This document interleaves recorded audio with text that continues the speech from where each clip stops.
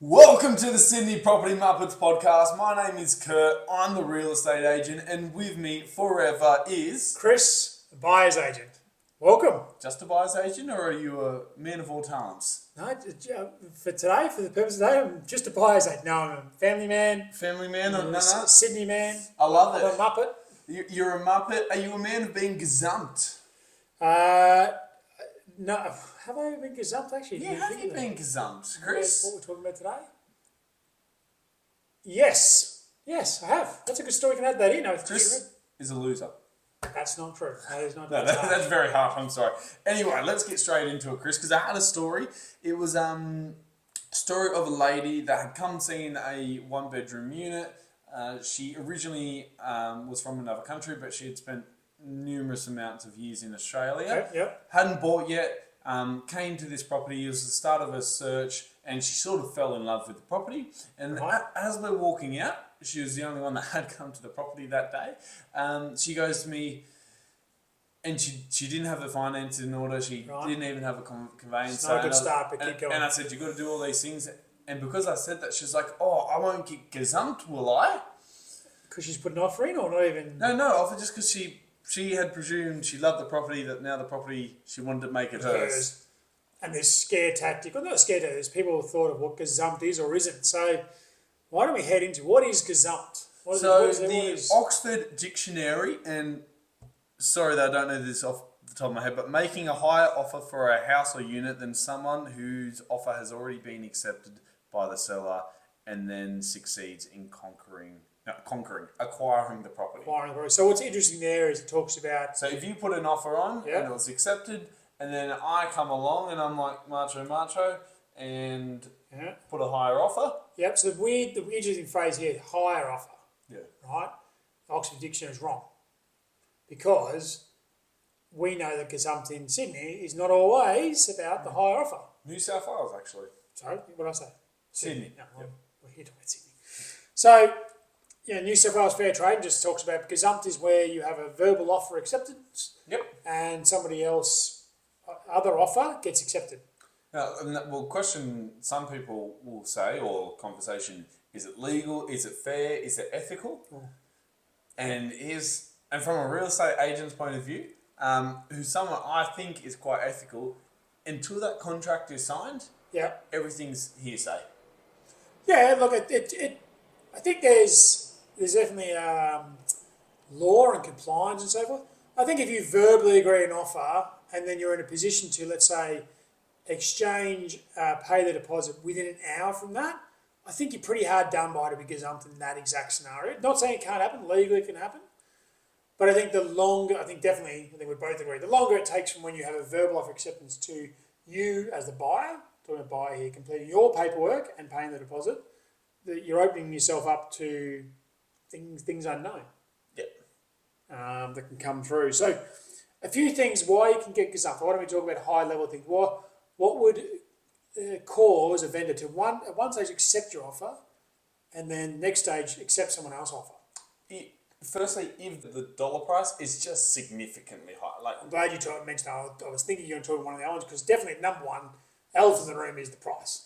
and generally, depending on the market, so a higher market gazumping, a hotter market, where property is going left, right, and centre, sort of COVID, gazumping is more likely. When we're in the softer market, which we are now, Less likely. often there's just one buyer that's interested in the property, or maybe two, but there's not that much interest. But the biggest reason to be gazumped is on price. Yeah. What are the other reasons you could get gazumped on?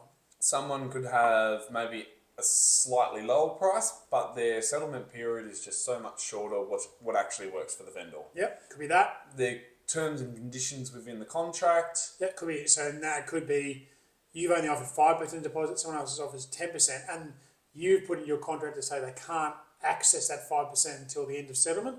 Somebody else has given 10% and said the vendor can have access to that money, which allows them to buy a property.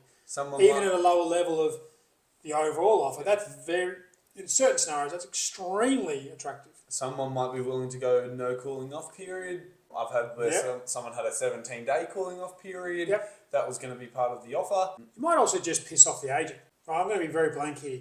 Because buyers would never Or Piss us off. and agents would never get pissed off by buyers. They see through them. So you can, and it happens. Some people are throwing their weight around. I even know a story of it was at auction. The auction had passed in, and the people that they were negotiating, who were the highest bidders at the time, someone came in who was at the auction and came in all guns and blazing, being like, "We're going to offer a higher price," and the agent and the vendor and the current purchasers that were trying to negotiate, the vendor told them to go away. Yep, forcibly remove them, or even though the offer was going to be higher. So you can annoy them because they're boasting, ego, loud.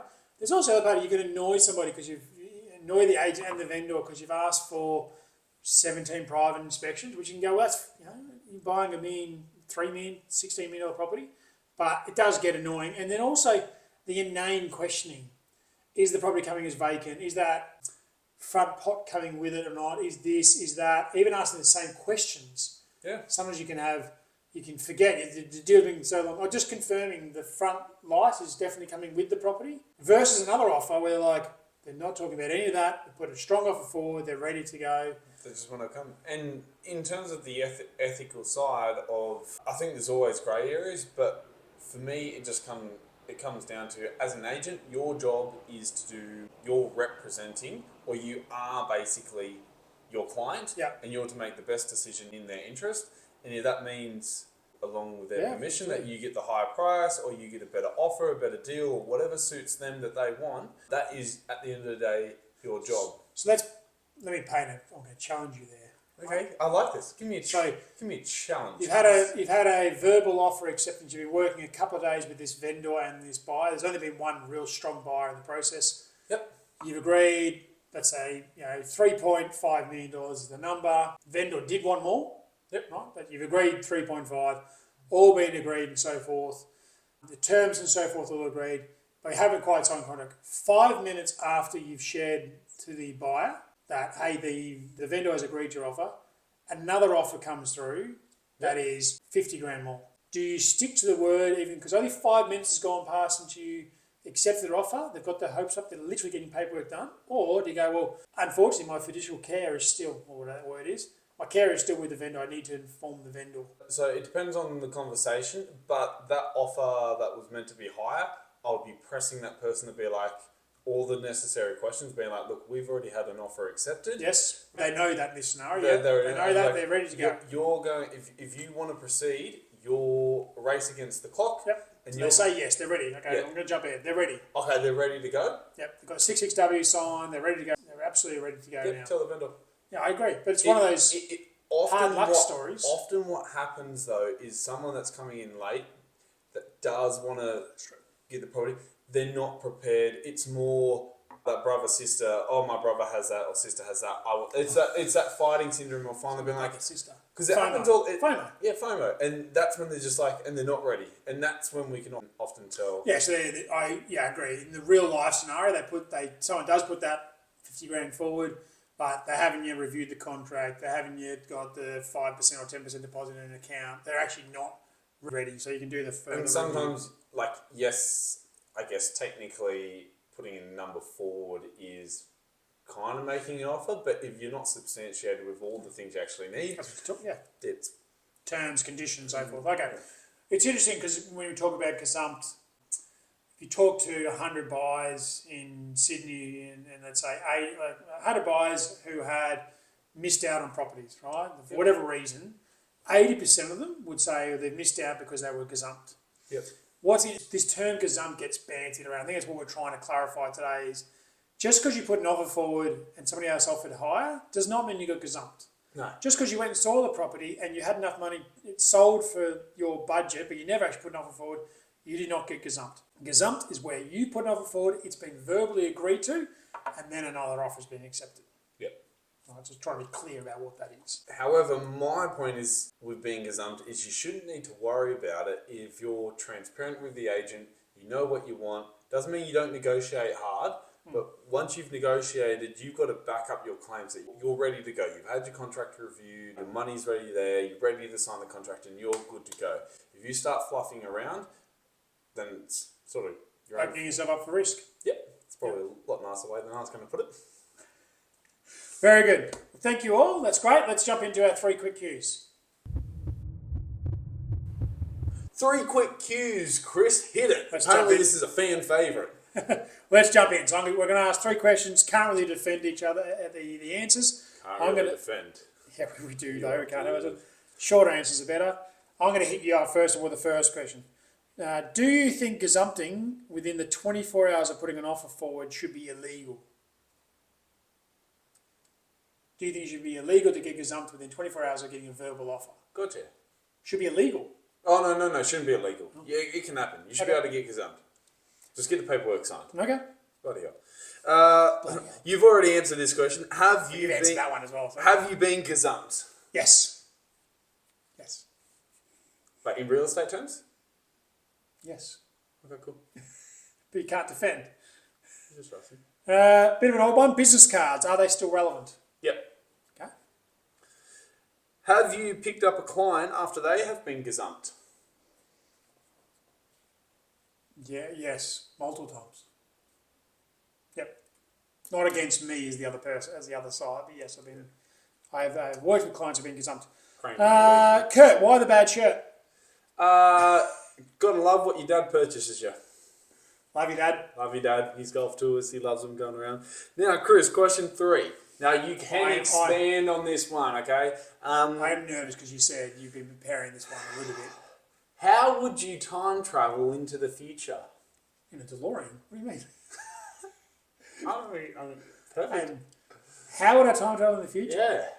Look, I just watched Interstellar, so I imagine I'd do what he did, go to a black hole, time changes, not go into it, but go near it, time changes. Time dilation, I believe the word you're looking for, Sure, Chris. sure, but that's kind of the best time travel you can actually do. No, it's genuinely the way you do.